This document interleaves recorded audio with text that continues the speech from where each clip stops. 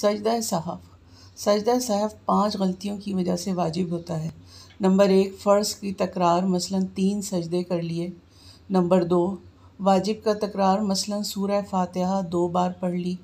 Number 3, फ़र्ज़ की ताख़ीर मसलन क़िरात के बाद रुकू में जाने में ताख़ीर कर दी। नंबर 4, वाजिब की ताख़ीर मसलन सूरह फ़ातिहा के बाद सूरत पढ़ने में ताख़ीर कर दी। नंबर 5, वाजिब भूल कर छूट जाए मसलन जलसा भूल कर छूट जाए। इमाम के सहव से मुक्तदी पर भी सजदा लाजिम होगा।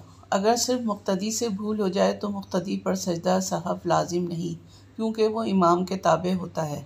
अगर इमाम गलती करने लगे तो मुक्तदी सुबहान अल्लाह कहकर इमाम को याद दिलाए। अगर इमाम सहव से लौट आए तो बेहतर, वरना इत्तिबा करे और इमाम के साथ सजदा सहव करके नमाज मुकम्मल कर ले।